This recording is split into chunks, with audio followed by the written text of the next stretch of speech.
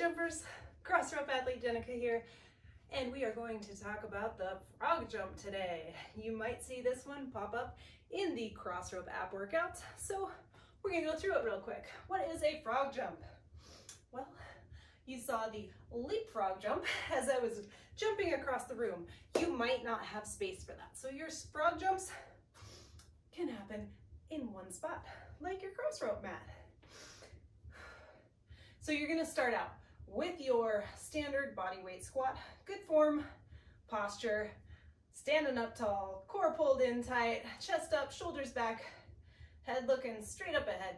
We don't want our heads up at the ceiling. We don't want our head staring at the floor. We want to keep our airway nice and open so that we can breathe all the way through all of these intense exercises. So we're going to squat down.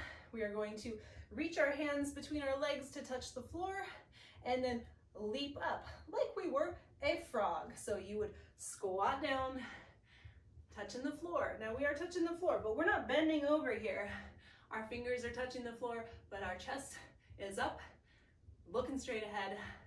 And here we go. We're gonna jump up like a frog. So they get pretty intense pretty quickly, and you do have to really think about making sure that those knees are staying in line with those feet. So whatever angle you have your toes pointed at is the same angle that your knees should point at when you squat. You don't want your knees collapsing in or turning outward. You want your knees in line with your toes.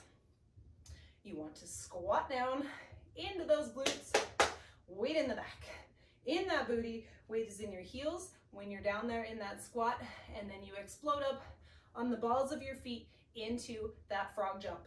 So again, start out here, about shoulder width apart, maybe a little wider, and core pulled in, good posture, get ready, and we shall frog jump. So the first one, you squat down, touch that floor, and leap up.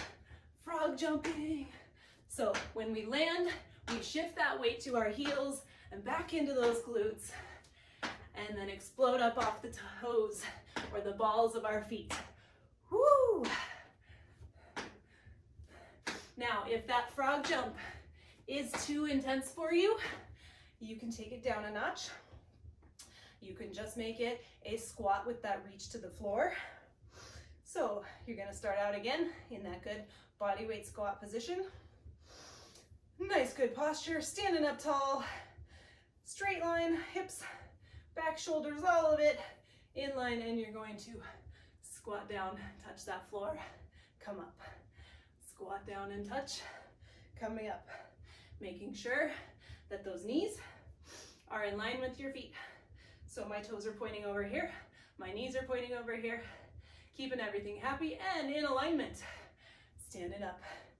And if you wanted to add a little bit more to it, you could do that squat to a heel raise, squat to a heel raise. And then eventually you'll build up to that full frog jump. And as you jump up like a frog, think about how frog legs look when they're leaping. They're pointing down towards the floor. So we're pointing those toes towards the floor. And again, we're jumping up off and landing on the balls of our feet. And then as we squat down, we're shifting the weight back to our heels, back into our glutes. Whoo! I'm breathing hard already just from that demo. So throw a few frog jumps into your workout and you will really feel the burn. So there you have your frog jumps. Happy jumping.